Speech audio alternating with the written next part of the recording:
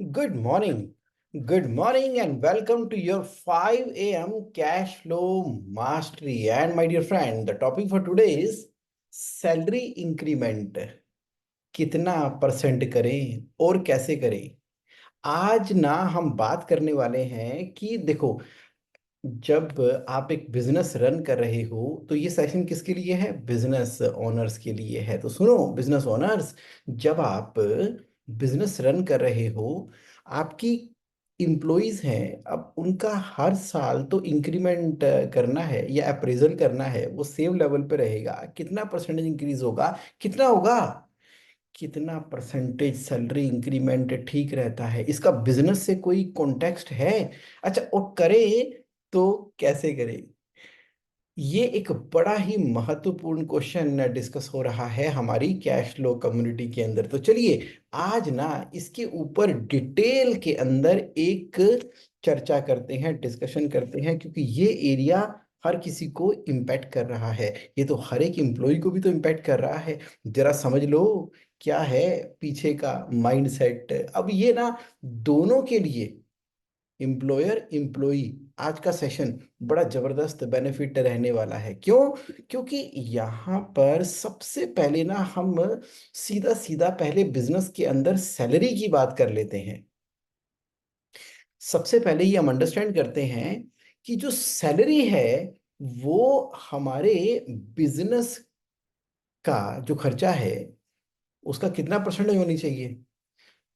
आप सेल कर रहे हो ना? जब आप सेल कर रहे हो तो सेल का कितना परसेंटेज जो हिस्सा वो सैलरी के रूप के अंदर जा सकता है? जब हमने इस बात को समझ लिया ना, तो इसके बाद फिर हम सैलरी इंक्रीमेंट की परसेंटेज की बात करेंगे, क्योंकि फाउंडेशन क्लियर होना बहुत जरूरी है। चलिए पहले फाउंडेशन क्लियर कर लेते हैं कि बिजनेस बिजनेस के अंदर सैलरी की पेमेंट, और वो सैलरी की पेमेंट होनी कितनी चाहिए।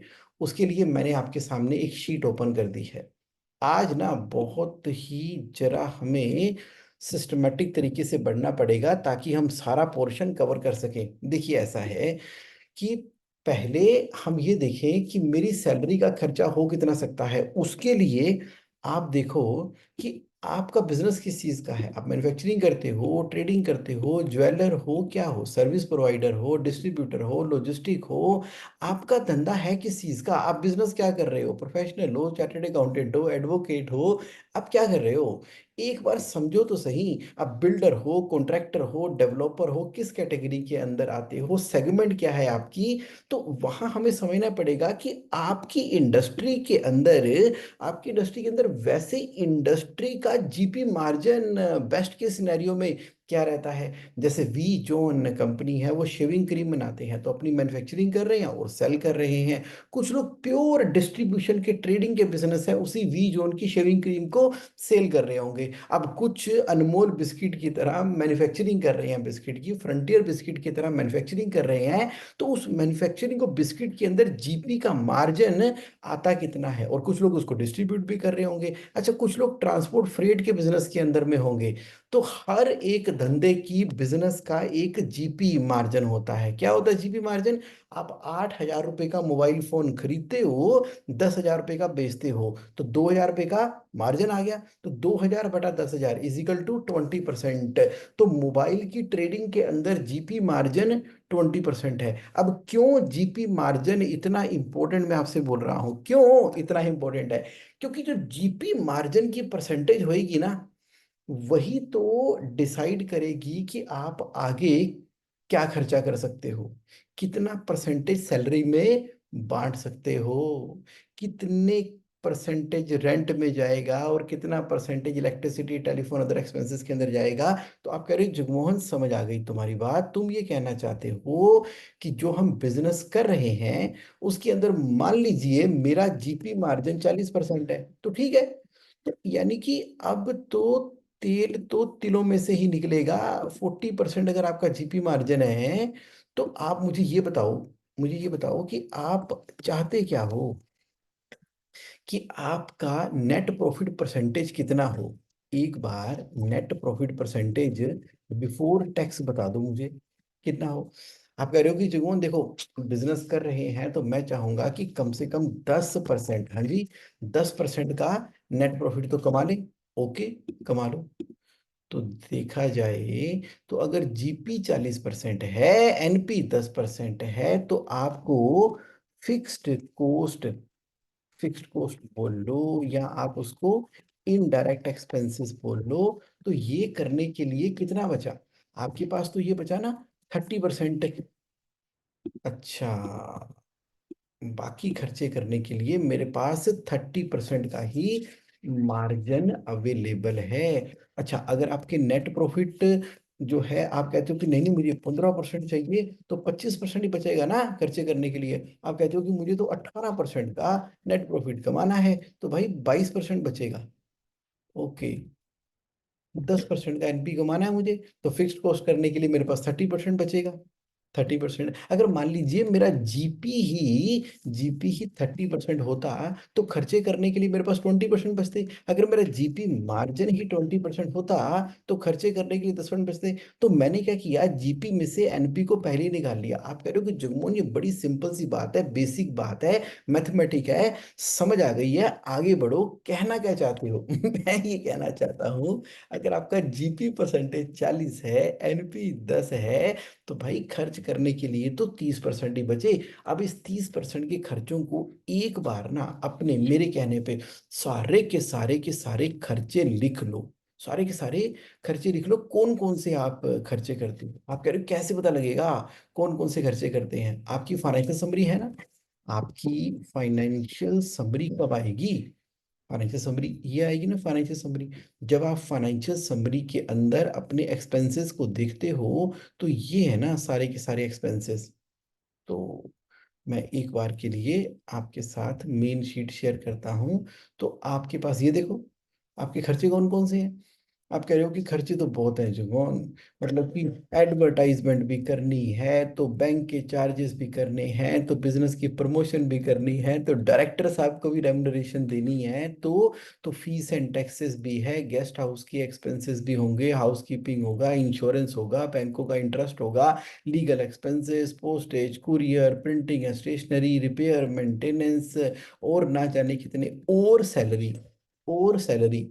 मैं कह रहा हूं सैलरी को छोड़ के ना, एक बार आप जरा अंदाजा लगाओ, क्या अंदाजा लगाओ, आप एक बार अंदाजा लगाओ कि जो आपने खर्चे करने ही करने हैं सारे, लिखो ना एक बार। अभी हमने क्या देखा, रेंट की पेमेंट करेंगे। अच्छा, और आप कह रहे हो कि जगमोहन यहाँ पर ना हमने लोन भी ले रखा है, तो इस साल ना इंटरेस्ट की पेमेंट भी इतनी हो जाएगी। ओके, आप कह रहे हो कि देखो, मुझे ना बिजनेस प्रमोशन के खर्चे भी करने होंगे, मुझे जो है अपने, मैं सीधा लिख लेता हूँ, एडमिन एंड अदर एक्सपेंसेस, ठीक है, जैसे टेलीफोन, इलेक्ट्रिसिटी, ये सारे करने होंगे। तो आप एक एक करके खर्चे लिख देना, सारे खर्चे एक एक करके लिख देना। तो जब ये खर्चे लिखना शुरू करोगे, खर्चे लिखना शुरू करोगे आप, किसके? एनुअल खर्चे, टोटल लिख दिए खर्चे आपने। जब खर्चे लिखने शुरू कर दिए, फिर उसका टोटल कर देना, इज इक्वल टू SUM। ये टोटल कर दिया, ये सारा का सारा टोटल आ गया। मान लो आप कहते हो कि मैं 1 लाख रुपए महीने का रेंट देता हूँ, तो साल का कितना हो गया? 12 लाख रुपए हो गया। आप कहते हो कि मैं, बाकी मेरे एडमिन के खर्चे जो है वो 3 लाख रुपए महीना के हैं, तो कितना हो गया? 36 लाख हो गया। तो इसका मतलब है कि 48 लाख रुपए का खर्चा, चलो यहाँ लिख देता हूँ, 5 लाख रुपए का आप इंटरेस्ट पे कर रहे हो, बिजनेस प्रमोशन, एडवर्टाइजमेंट, ट्रैवलिंग वगैरह के अंदर। आप कह रहे हो कि इस साल तो कम से कम 12 लाख का खर्चा हो जाएगा। तो 65 लाख का खर्चा तो आपने करना ही करना है। तो मुझे ना अब ये समझना पड़ेगा कि ये जो 65 लाख का खर्चा है आपका, तो मुझे मुझे ये जो 65 लाख का खर्चा है, ये तो करोगे ही ना, ये तो करना ही है आपको। तो मैं अभी आपकी सैलरी की परसेंटेज के बीच में ये देखना चाह रहा था कि 65 लाख का खर्चा है, ये अब आपकी सेल का कितना परसेंटेज हो गया है? आप कह रहे हो कि नहीं समझ आई। मैं कह रहा हूं कि आपकी सेल, सेल अब डिक्लेयर करो इस फाइनेंशियल ईयर में, 24-25 में कितनी सेल करने वाले हो। आप कह रहे हो कि जगमोहन सेल तो इस बार हम कर देंगे, मान लो मान लो एक बार के लिए मैं मान लेता हूँ।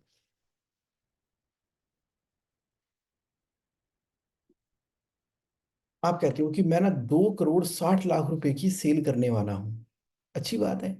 अच्छी बात है, सिंपल मैथमेटिक्स है, बहुत सिंपल मैथमेटिक्स है, क्योंकि आज के बाद ना कभी आपको परसेंटेज की दिक्कत ही नहीं आएगी। आप कह रहे हो कि मैं तो सेल करने वाला हूँ 2 करोड़ 60 लाख रुपए की। तो भैया अगर 2 करोड़ 60 लाख की सेल करने वाले हो, और ये जो आपके सारे के सारे एक्सपेंसेस हो गए अदर देन सैलरी, वो तो 25% हो गए। तो इसका मतलब है कि आपके पास सैलरी का खर्चा करने के लिए कितने बचे, इजिकल टू 30% माइनस बाकी जो आपने खर्चे करने ही करने हैं। 5% ही बचा सैलरी पे करने के लिए। आप कह रही हो, ओहो मैंने तो डेप्रीसिएशन अभी इंक्लूड नहीं किया, तो कर लो डेप्रीसिएशन इंक्लूड। आप कह रहे हो कि डेप्रीसिएशन तो मेरे को साल का जो है वो 7 लाख रुपए लगेगा। अच्छा, 7 लाख रुपए लगेगा। ठीक है।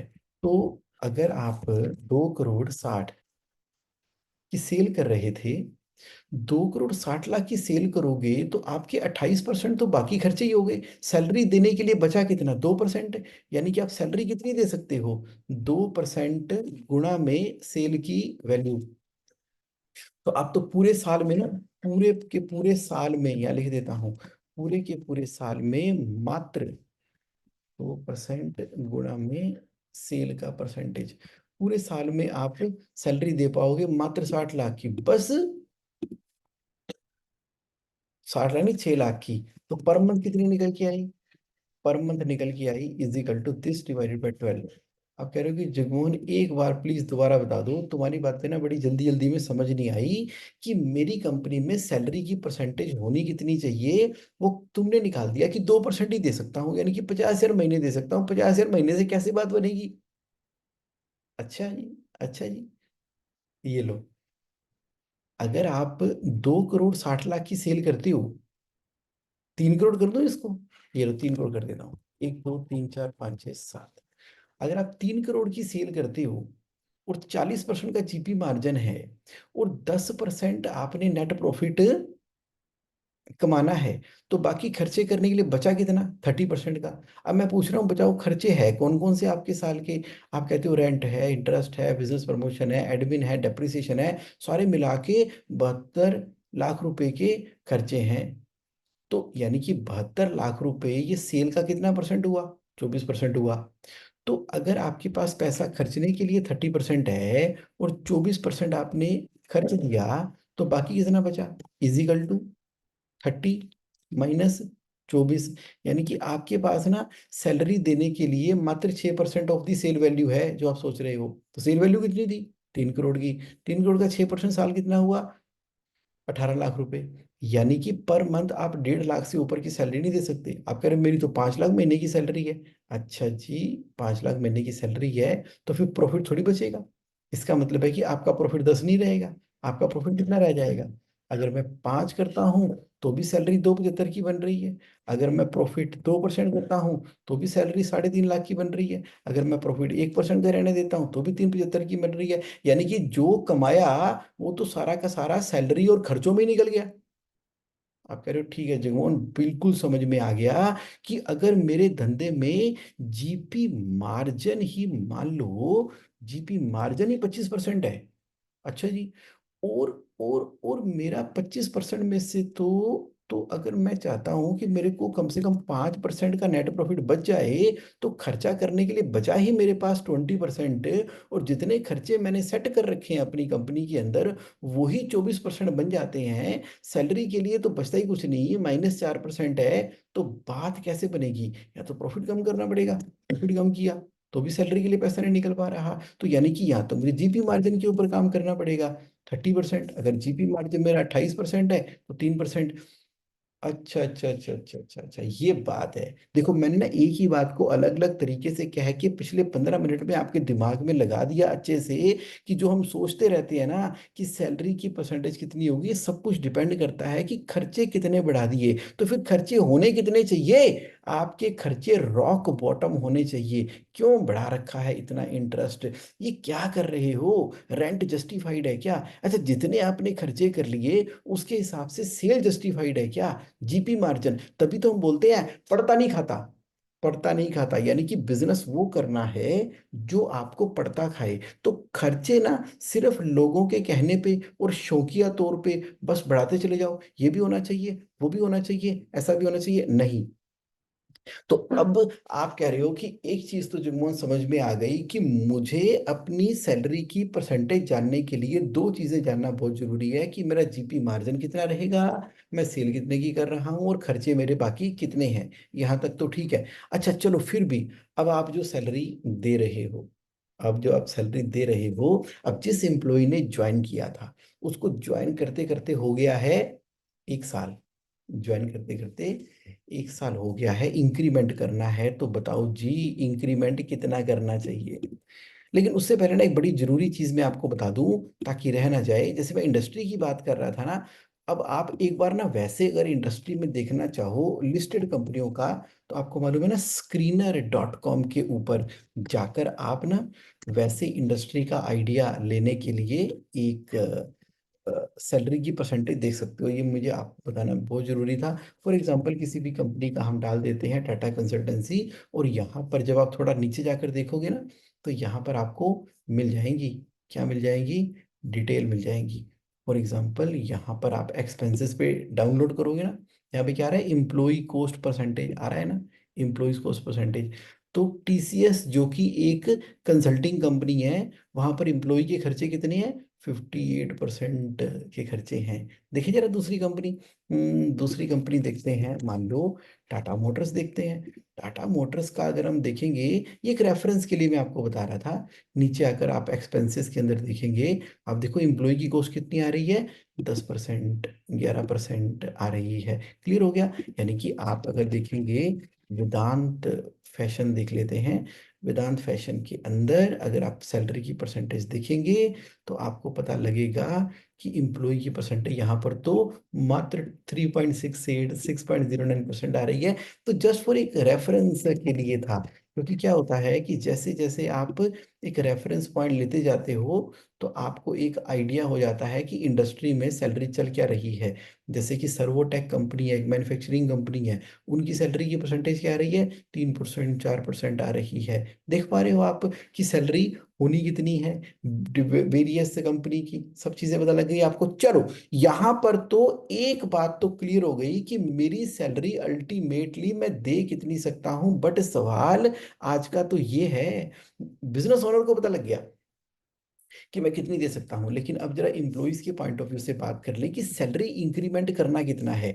यहां पर ना सैलरी इंक्रीमेंट करने के लिए सबसे जरूरी दो चीजें हैं, पहला है अप्रेजल फॉर्म और दूसरा इंक्रीमेंट का बेसिस। मतलब मतलब जगमोहन, इंक्रीमेंट करने के लिए ये अप्रेजल फॉर्म कहाँ से आ गया? कब कब करना है? एक बार करना है, कब? साल के अंदर।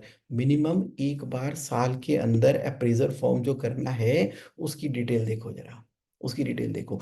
जो आपका एम्प्लॉय है ना, जो आपके यहाँ पर एम्प्लॉयड है, जरा चेक तो कर लो, जरा चेक तो कर लो उसकी टेक्निकल कंपिटेंसी क्या है। टेक्निकल कंपिटेंसी चेक करनी चाहिए, करनी चाहिए ना। उसके लिए एक फॉर्म है, उसके लिए फॉर्म है, ये हर एक पोस्ट का एक फॉर्म होता है। टेक्निकल कंपिटेंसी क्या है, और दूसरा उसका ये रहा उसका performance appraisal form. Salary increment से पहले इसका भरे जाना बहुत जरूरी है, ज्यादा समय नहीं लगता, बस इसके अंदर नंबर्स ही डालने होते हैं, बाकी फॉर्म तो तैयार है। जैसे कि आपका जो टेक जो पर्सन है, जो सैलरी इंक्रीमेंट करने की जिसकी बात आ रही है, उसका नाम क्या है? अच्छा, उसने 12वीं कब पास की थी, एजुकेशन क्या है, और ग्रेजुएशन कब की थी, कोई पोस्ट ग्रेजुएशन की है क्या उसने? अच्छा, उसकी प्रोफेशनल डिग्री उसके पास है क्या, कौन सी डिग्री है, और कोई और भी डिग्री है मेन डिग्री के अलावा? डेट ऑफ बर्थ क्या है, कितने साल में करियर में स्टार्ट हो गया था, टोटल एक्सपीरियंस कितना हो गया, और कितना एक्सपीरियंस हमारी आपकी खुद की कंपनी के अंदर हो चुका है। ऐसा देखने से आपको पता लगेगा, ओवरऑल पता लग जाएगा कि जिसका इंक्रीमेंट करने के लिए बैठे हो उसका बैकग्राउंड क्या है, और उस टीम मेंबर को भी इंकरेजमेंट मिलेगी कि अच्छा मुझे भी अपनी प्रोफेशनल एजुकेशन और एजुकेशन को बढ़ाना है, जो कि आगे मेरे काउंट होती है मेरे सैलरी अप्रेजल के अंदर। इससे एक बड़ा पॉजिटिव इन्वायरमेंट मिलेगा।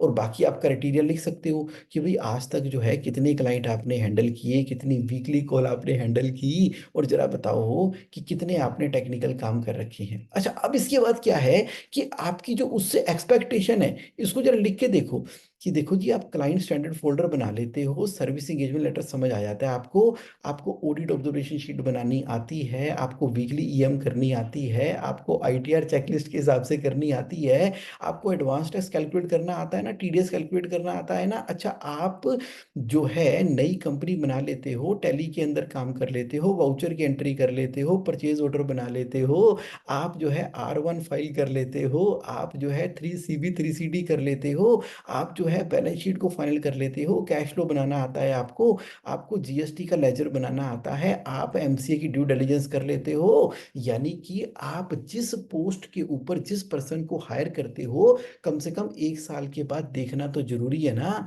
कि उसके 10 में से खुद वो अपने आप को कितने नंबर दे रहे हैं। खुद वो टीम मेंबर अपने आप से क्या नंबर देते हैं, वो कहते हैं कोई दिक्कत ही नहीं है जी, वीकली ईएम तो मैं फर्स्ट क्लास तरीके से कर लेता हूँ, मैं तो 10/10 नंबर देता हूँ। अच्छा, उस पॉइंट के ऊपर उसके मैनेजर का क्या कहना है?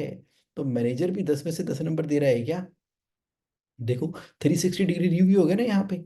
नहीं, 360 नहीं, 180 डिग्री है, ये वो खुद सेल्फ कर रहा है और मैनेजर उसके क्रॉस यहाँ पे कर रहा है। जैसे यहाँ पर वो सेल्फ में बोल रहा है कि देखो जी देखो, मुझे ना टीडीएस सर्टिफिकेट वगैरह सब आते हैं करने के लिए, लेकिन मैनेजर कहता कुछ ना आते तेरे को।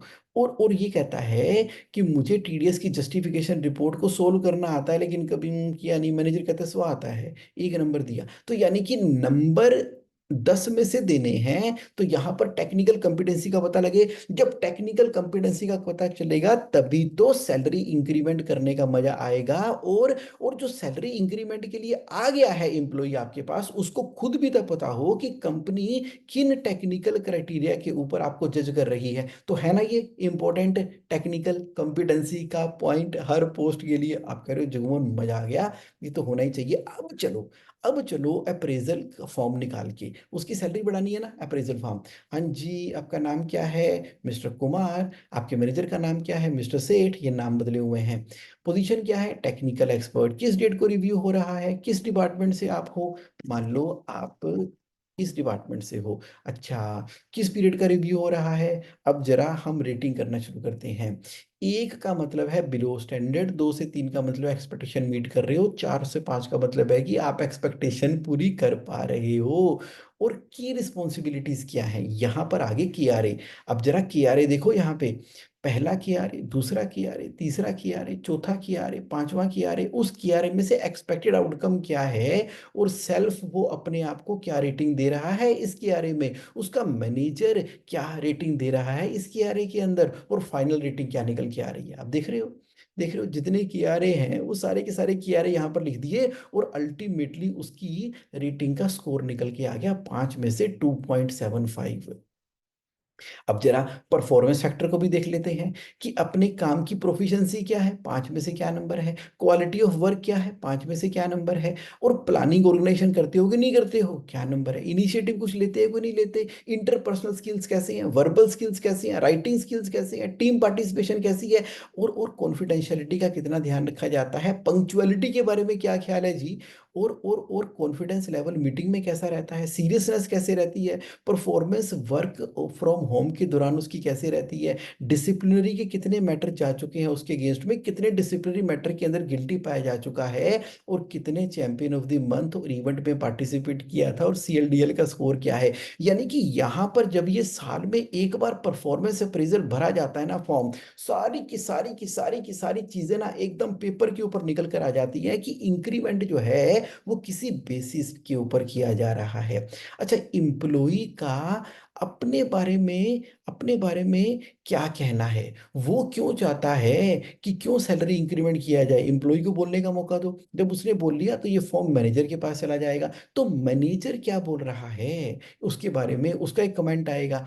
अब फर्दर कोई उसके डेवलपमेंट के गोल है क्या, क्या प्रायोरिटी है, क्या टारगेट डेट है कि ठीक है जी इस साल कोई प्रोफेशनल डिग्री करेंगे, इस बार एक टेक्निकल स्किल सीखेंगे, तो डेवलपमेंट का गोल क्या है। फिर अल्टीमेटली ओवरऑल परफॉर्मेंस क्या निकल कर आई 5 में से, कि की रिस्पॉन्सिबिलिटी KRA के 2.75 नंबर, परफॉर्मेंस के 3.2 नंबर, तो देखा जाए तो अल्टीमेटली उसकी 82% के हिसाब से निकल कर आई। अब यहाँ पे साइन ऑफ कर देते हैं।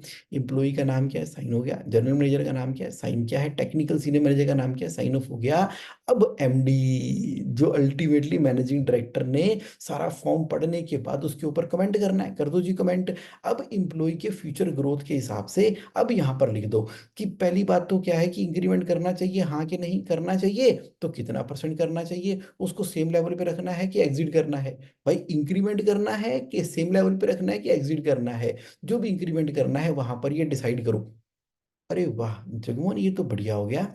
इसका मतलब है कि जिस पोस्ट पे जो इंक्रीमेंट होना है उसकी टेक्निकल कंपिटेंसी का पता लग गया, अप्रेजल फॉर्म का पता लग गया, तो अब बात आएगी इंक्रीमेंट करने की।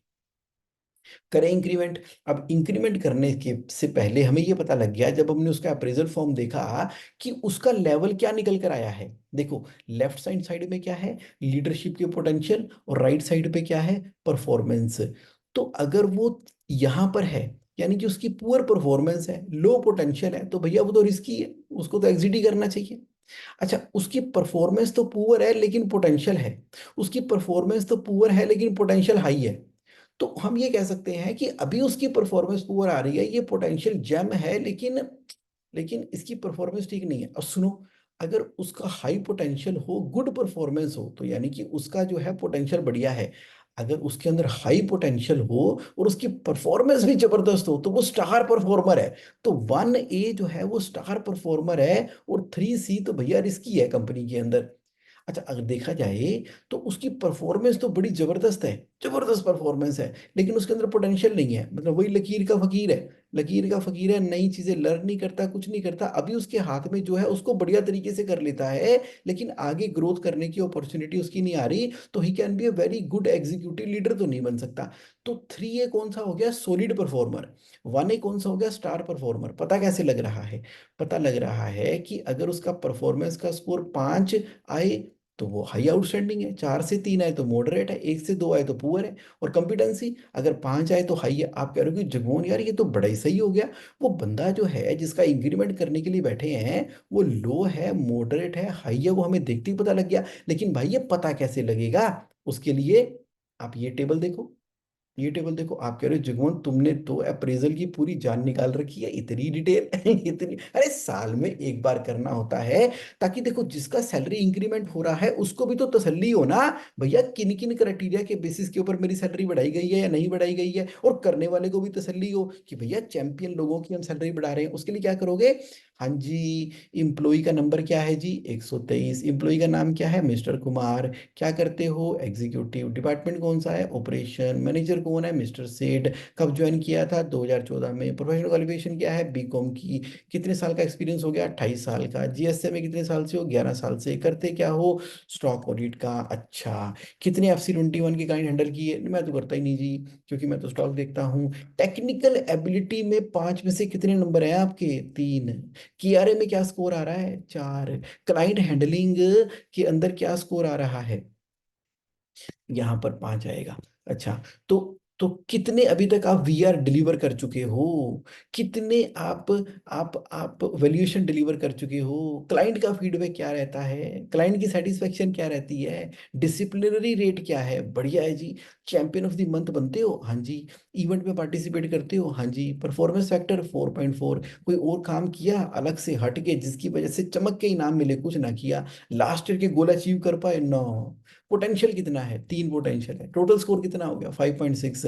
तो ओवरऑल तो हाई परफॉर्मर आ रहे हैं, लेकिन HR का कहना है कि मॉडरेट परफॉर्मेंस है, पीछे के क्राइटेरिया को देखते हुए और मोटेड पोटेंशियल है, तो अभी उनको ना थोड़ी इम्प्रूवमेंट चाहिए, नीड इम्प्रूवमेंट चाहिए। तो इसको रिटेन कर सकते हैं, हाँ जी। करंट सैलरी कितनी है, तो उसके हिसाब से हम आपको 11% रिकमेंड करते हैं।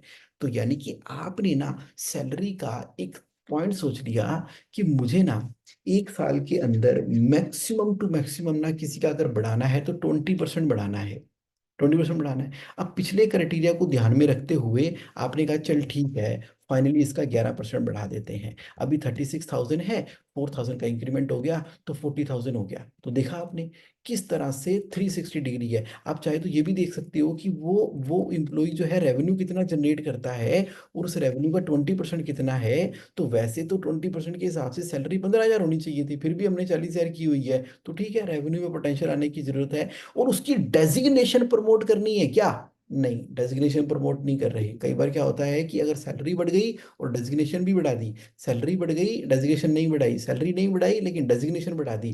पहले वो एग्जीक्यूटिव था, फिर वो बन गया सीनियर एग्जीक्यूटिव। और सबसे इंपॉर्टेंट पार्ट लास्ट वाला, ये देखो, मार्केट रेट क्या है, मार्केट रेट क्या है। इस तरह की जॉब के लिए अगर हमने कोई नई रिक्रूटमेंट करनी होती तो आमतौर पे मार्केट में वो किस रेट से पता चल जाता है। देखा आपने, सारे के सारे क्राइटेरिया को ध्यान में रखते हुए क्या किया हमने, हमने ना बड़ा ही सिंपल काम कर लिया कि भाई तुम्हारी टेक्निकल कंपिटेंसी क्या है, तुम्हारे अप्रेजल फॉर्म में क्या चीजें आ रही हैं, और तुम जरा ये बताओ कि तुम्हारा टेबल में पोजीशन क्या निकल कर आ रही है जिसका बेसिस ये था, और यहाँ पर सैलरी डिसाइड कर दी। सोचो इसके बेसिस पे सैलरी डिसाइड की जाएगी तो पूरी की पूरी सेटिस्फेक्शन आ जाएगी नहीं आ जाएगी? आएगी नहीं आएगी? आ जाएगी, सबकी आ जाएगी, टोटल आ जाएगी। तो अच्छा, अब आपको ये पता लग गया कि अगर सैलरियां सुलरियां बढ़ाने के बाद मेरी सैलरी ओवरऑल जो है मेरे बजट के अंदर आ रही है ना, ओवरऑल बजट के अंदर आ रही है, बढ़ाने के बाद भी ओवरऑल बजट के अंदर आ रही है। और बढ़ाई मैंने किस बेसिस के ऊपर, अप्रेजल फॉर्म और इंक्रीमेंट के बेसिस के ऊपर। ऐसे बढ़ानी है सैलरी, कब, साल में एक बार। मजा आया? नेक्स्ट पॉइंट देखते हैं। नेक्स्ट पॉइंट है कि आपके क्वेश्चन क्वेश्चन आ गए।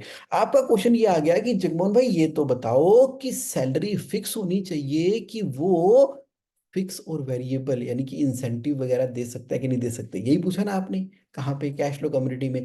मेरा आंसर ये है कि आप ना एक बार प्लीज समझ लो कंसेप्ट ऑफ सीटीसी। सीटीसी क्या होता है? Cost to company. देखो किसी भी हालत में आपकी ओवरऑल जो सैलरी है वो इतने परसेंटेज ऑफ सेल से ज्यादा तो हो नहीं सकती। मान लो 12% से नहीं हो सकती ओवरऑल सैलरी। अब देखा जाए तो आप सैलरी के हेड में खर्चा तो इतना ही करोगे। अब जब किसी एम्प्लॉय को भी हायर करते हो ना, तो एक बार एनुअली सोच लिया करो कि इस पोस्ट के लिए ना, इस बंदे को ओवरऑल ना मेरे को इतने सीटीसी ऑफर करनी है। सीटीसी मतलब कॉस्ट टू कंपनी। अब कॉस्ट टू कंपनी के पार्ट क्या होते हैं? बेसिक सैलरी, एचआरए, परफॉर्मेंस, अच्छा बोनस, बोनस, वेरिएबल पे। अगर आपको लगता है कि आपको वेरिएबल पे करनी है तो आप ना सीटीसी के अंदर उसका एनुअल पैकेज बनाते समय पहले से ही वेरिएबल पे डाल दो उसके अंदर, ताकि जब कोई इंप्लॉई ज्वाइन करे ना उसको पता लगे कि ओवरऑल मेरा पैकेज इतने का है। कि मेरा पैकेज जो है जी वो 6 लाख का पैकेज है, कि मेरा पैकेज 7 लाख का पैकेज है, कि मेरा 8 लाख का पैकेज है, कि मेरा 10 लाख का पैकेज है, कि मेरा 12 लाख का पैकेज है। तो आजकल जो कॉरपोरेट में और जिंदगी में चलता है ना, सारे के सारे एम्प्लॉय ना यही सुनना चाहते हैं कि मेरा पैकेज कितना है। जब पैकेज का ब्रेकअप बनाओगे ना, उसके अंदर वेरिएबल कंपोनेंट हो सकता है, लेकिन आपको पहले से बताना पड़ेगा कि पैकेज के अंदर इतना वेरिएबल पे है जो कि आपको क्वार्टरली मिलेगा या हाफ ईयरली मिलेगा, या आपको सर्टेन, अगर आपकी परफॉर्मेंस लेवल तक रहती है तो वेरिएबल वाला पोर्शन आपको तब मिलेगा। आप ये नहीं कर सकते कि चल ठीक है, तेरी सैलरी ना 10,000 रुपये होगी और तेरे को 2% इंसेंटिव मिलेगा। ये कभी काम नहीं करता। इंसेंटिव कभी काम नहीं करता, इंसेंटिव किल्स। तो आप मुझसे पूछते हो कि शुड सैलरी फिक्स होनी चाहिए क्या इंसेंटिव दे सकते हैं? सैलरी फिक्स होनी चाहिए। क्या? सैलरी फिक्स होनी चाहिए। फिक्स भी कैसे होनी चाहिए? सीटीसी के कंसेप्ट के हिसाब से होनी चाहिए। हाँ, सीटीसी के अंदर आप एक वेरिएबल कंपोनेंट डाल सकते हो। क्या इंसेंटिव देना चाहिए? ना जी ना, incentive never work, incentive never work. आप कहते हो सेल्स में तो वर्क करते हैं, देख लो कितने वर्क करते हैं, कितने वर्क करते हैं। ओके, देखो आफ्टर सर्टेन पॉइंट ना इंसेंटिव वर्क करना बंद कर देते हैं। मतलब क्या हुआ? शुरू शुरू शुरू शुरू शुरू शुरू शुरू शुरू जैसे ही आप सेल्स में यहाँ वहां जहां कहाँ एक बार इंसेंटिव को लेके आ जाते हो ना, तो इनिशियली आपको ना, जैसे किसी को स्टेरॉइड लगाया होता है आपने, तो स्टेरॉइड लगाते परफॉर्मेंस बढ़ जाती है। किसी को शराब पिलाई होती है तो उसी समय उसकी ना बातें बड़ी बड़ी फ्रेंच वाली होनी शुरू हो जाती है। आपने शुरू शुरू में इंसेंटिव काम करता है, कोई इंसेंटिव काम करेगा 2 3 4 महीने, धीरे धीरे उस एम्प्लॉय को लगना शुरू कर जाता है कि सैलरी प्लस इंसेंटिव बना के मेरी इतनी तो बनी जाती है, और जिस महीने उसका इंसेंटिव नहीं बनेगा ना, उसका मुंह करेले की तरह लटक जाएगा। हाँ हाँ यस। तो यानी कि इंसेंटिव जो है वो एक सर्टेन पॉइंट के बाद काम करना बंद कर देते हैं। इससे अच्छा तो ये है ना, सीटीसी का कंसेप्ट चलाओ, जिसके अंदर आप उसकी वेरिएबल पे कर दो, एटलीस्ट उसको ये तो पता हो कि मैं इतना पैकेज अर्न करने के लायक हूं। और उसके बाद उसकी लड़ाई होगी कि मेरी डेजिग्नेशन ऊपर करो, क्योंकि अगर वो जूनियर एग्जीक्यूटिव है तो उसका ये पैकेज होगा, अगर वो एग्जीक्यूटिव है तो ये पैकेज होगा, सीनियर एग्जीक्यूटिव है तो ये पैकेज होगा, अगर वो असिस्टेंट मैनेजर है तो ये पैकेज होगा, मैनेजर है तो ये पैकेज होगा, सीनियर मैनेजर है तो ये पैकेज होगा, अगर वो जीएम वीपी, मतलब हर किसी का एक सीटीसी का पैकेज है। तो डेजिग्नेशन और अमाउंट दोनों मैटर करते हैं। वहां पर जो है, आप समझ गए, आप समझ गए, आप समझ गए। और जो चीज काम करती है ना, एक्चुअली वो काम करती है केआरए और केपीआई। तो आपने ना डिफाइन कर देना है, रिफाइन कर देना है केआर एंड केपीआई को। आप कह रहे हो कि जुगमन कैसे करें केआरए और केपीआई? ऐसा है, आपकी कंपनी में ना जितने भी डेजिग्नेशंस हैं, मैनेजिंग डायरेक्टर हैं तो उसके भी केआरए केपीआई हैं, अगर आपकी कंपनी में सेल्स मैनेजर हैं तो उसके भी केआरए केपीआई हैं, अगर आपकी कंपनी के अंदर एडमिन है तो उसके भी केआरए केपीआई हैं, और अगर आपकी कंपनी के अंदर HR manager, operations manager, coordinator, process coordinator, financial controller, marketing executive, टक टक टक, जितने भी है ना, सभी के एक बार लिखो केआरए। हाँ जी एमडी साहब, आपसे हम एक्सपेक्ट करते हैं कि आप सेट और अचीव करोगे स्ट्रेटेजिक गोल को। और इसको मेजर कैसे करेंगे? बॉटम लाइन के अंदर नेट प्रॉफिटेबिलिटी बढ़ी कितनी, आरओआई आई कितनी, इकोनॉमिक वैल्यू कितनी ऐड की आपने, इनोवेशन के कितने प्रोजेक्ट किए, स्ट्रेटेजिक लाइन में कितनी की। ये केआरए हैं एमडी के, और ये केपीआई हैं। केआरए के अंदर रिप्रेजेंट करना ऑर्गेनाइजेशन को पब्लिक के अंदर, ये भी आपका केआरए है। केपीआई क्या है? अरे ये सारा कुछ करने की वजह से प्रॉफिट बढ़ा कितना। अच्छा चलो चलो चलो, सेल्स मैनेजर के केआरए क्या है? केआरए है कि आपको सेल के टारगेट भी सेट करने हैं और सेल की टीम से काम भी करवाना है और सेल की स्ट्रेटेजी को इंप्लीमेंट करना है। केपीआई कैसे निकल के आएगा? अरे रेवेन्यू ग्रोथ कितनी कर दी, नेट प्रमोटर स्कोर क्या आ रहा है, फीडबैक क्लाइंट का, मार्केट शेयर कितना हो गया, सेल कन्वर्जन रेट क्या चल रहा है, कस्टमर टर्नओवर रेट क्या चल रहा है, कस्टमर इंगेजमेंट कितनी चल रही है, कस्टमर सेटिस्फेक्शन क्या चल रही है। ये सारी की सारे केपीआई हो गए। तो आप कह रहे हो जुगनू यार ये तो बढ़िया चीज बताई तुमने, सैलरी तो फिक्स होनी चाहिए, केआरए केपीआई डिफाइन होने चाहिए, वीकली मंथली बेसिस पे रिव्यू होना चाहिए, तो बन गई बात। और आप कह रहे हो कि इससे नेक्स्ट लेवल क्या है? इससे नेक्स्ट लेवल है ईसॉप्स। देखो, जब एम्प्लॉय सीनियर हो रहे हैं, नेक्स्ट लेवल पे जा रहे हैं, और आपको उनकी इंगेजमेंट और ओनरशिप को बढ़ाना है, तो उस समय आपको एम्प्लॉय को स्टॉक ऑप्शन देना है। उससे उनका मोटिवेशन और स्किल और थ्रिल सब अपने आप बढ़ना शुरू हो जाएगा। Incentive never work, CTC work, और सीटीसी के अंदर भी केआरए केपीआई वर्क, उनका टेक्निकल एक्सपर्टीज और परफॉर्मेंस अप्रेजल। आप कह रहे हो जगमोहन मजा आ रहा है, तो फिर क्या करें? आप कह रहे हो कि जगमोहन भाई ये बताओ कि सैलरी रैशनलाइजेशन, एक employee an employee not given due proper recognition in previous annual appraisal, पिछले साल अप्रेजल किया था लेकिन ठीक ठाक ही कर दिया। अच्छा, तो उसको इस बार कैसे ब्रॉट करें on par in this year और सब्सिक्वेंट ईयर अप्रेजल के अंदर? देखिए ऐसा है, पिछले साल के अंदर जो अप्रेजल किया था वो ठीक ठाक था, सही था, नहीं था, क्या था, जो भी था, जो बीत गई सो बात गई। जीवन में एक सितारा था, माना वह बेहद प्यारा था, वो टूट गया तो टूट गया, अंबर के आनन को देखो, कितने इसके तारे टूटे, कितने इसके तारे टूटे, पर देखो टूटे तारों पर कर अंबर शोक बनाता है, जो बीत गई सो बात गई। इतना ज्यादा ना पास्ट के परफॉर्मेंस ये वो मत किया करो, सीधा उठाओ एक साल के बाद, अब जो है उसका टेक्निकल कंपिटेंसी देखो और उसका अप्रेजल फॉर्म देखो। इसका मतलब है कि इंक्रीमेंट तो आज कर रहे हैं ना, आज की डेट में देखो कि वो इतना डिजर्विंग है क्या, जितना डिजर्विंग है उस हिसाब से उसको कर दो। अच्छा, आप कह रहे हो कि जगमोहन ओके, हम तो ऐसे करते थे, चल ठीक है इस बार तेरी सैलरी बढ़ा रहे, चल ठीक है इस बार तेरी 10,000 बढ़ा देते हैं, अच्छा इस बार ऐसे, ये क्या कर रही हो? ऐसे थोड़ी होता है। टेक्निकल कॉम्पिटेंसी, अप्रेजल और एनालिसिस, फिर बढ़ेगी 360 डिग्री के हिसाब से। आप कह रहे हो salary normalisation, an experienced employee join at lesser salary than similar ranked experienced other than employee because of the low paying previous employer. Please add views on why employee should stick to salary normalization. एक बंदे ने ना कम salary पे आप पे join कर लिया क्योंकि पिछली कंपनी में तो सैलरी टाइम पर नहीं मिलती थी या बड़ी चिक चिक थी, लेकिन वो कम सैलरी पे आपके ऊपर आ गया, 1 साल हो गया काम करते करते। आप कह रहे हो कि अब क्या करें, अब तो वो कह रहा है कि मेरे को नॉर्मल कर दो ना। देखो जब उसका ज्वाइन हो गया था तो हो गया था, और अब फिर वही वाली बात है, क्या उसकी टेक्निकल कंपिटेंसी 1 साल के अंदर डेवलप हो चुकी है?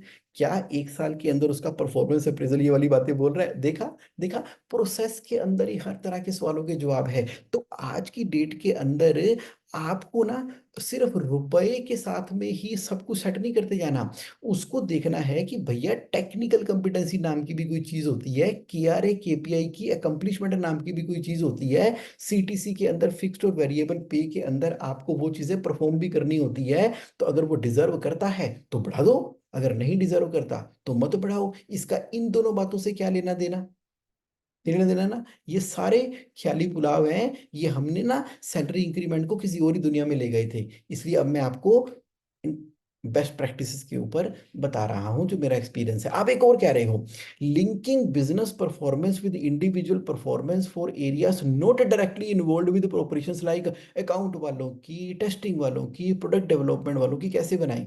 तो मैं उसका आंसर दे रहा हूं, वही वाली बात है, इन सभी लोगों का CTC, इन सभी लोगों का क्या, KRA और KPI परफॉर्मेंस अप्रेजल में आ ही जाएगा ना, तो वहां से बढ़ानी है। तो अब हम कुछ नहीं कर रहे, ये जो इंसेंटिव इंसेंटिव वाला चक्कर है, ज्यादा से ज्यादा आप क्या करोगे, ईसॉप दोगे, ज्यादा से ज्यादा आप क्या करोगे कि चलो ठीक है जी, कंपनी जो प्रॉफिट कमाती है, कंपनी अपने हुए बड़े कंपनी के जो प्रॉफिट हैं वो प्रॉफिट कंपनी शेयर कर सकती है अपने एम्प्लॉय के साथ में in the ratio of their salary, कि चलो कंपनी ने ये प्रॉफिट बनाया, चलो अगर ये प्रॉफिट ज्यादा हुआ तो हम आपको आपकी सैलरी के प्रोपोर्शन में प्रॉफिट में भी हिस्सेदारी देंगे। ऐसे करके आप सबके लिए जनरल कर सकते हो, किसी एक के लिए स्पेसिफिक नहीं, किसी एक के लिए इंसेंटिव स्कीम नहीं चला सकते।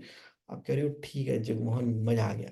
अब मुझे बताओ आज का सेशन आपको कैसा लगा, बताओ चैट बॉक्स के अंदर कैसा लगा, कैसा लगा चैट बॉक्स में बताओ सेशन। और जब तक आप बता रहे हो तब तक जो है, जो लोग अभी भी कैश फ्लो कम्युनिटी में एडेड नहीं है वो भेजें WhatsApp, add been cash flow community 9811269798, क्योंकि आज का सेशन तो कैश फ्लो कम्युनिटी ने ही जनरेट किया है ना। आप क्वेश्चन पूछते हो तो मैं 5 AM बनाता हूँ, तो ये लो। तो GSA ऑनलाइन के अंदर भी तो आप पूरा आनंद ले ही रहे हो, किसके अंदर, GSA ऑनलाइन के अंदर। अभी जो है www, जब GSA ऑनलाइन पे जाओगे तो आपको पूरी की पूरी डिटेल मिल जाएगी पर्सनलाइज क्वेश्चन के आंसर की। तो मैं जरा क्विकली जल्दी से जरा चैट बॉक्स के पॉइंट पढ़ लेता हूँ जो मेरे साथ लाइव हैं। अमित अग्रवाल जी कह रहे हैं good morning sir, Amit Agarwal this side, good morning, क्या बात है, क्या बात है। Who requested this topic? Amit Agarwal ji, इस टॉपिक को ना पूरी की पूरी कम्युनिटी के लोगों ने रिक्वेस्ट किया है। ये देखो हमारी बनी है ना कैश फ्लो कम्युनिटी 2, 1 वालों ने तो नहीं पूछा, 2 वालों ने पूछा। हाँ जी, ये लो, चलो चलो चलो चलो चलो चलो चलो चलो चलो चलो, ये देखो ये पूरी चर्चा हो रही थी, ये हमारी कैश फ्लो कम्युनिटी बनी हुई है ना।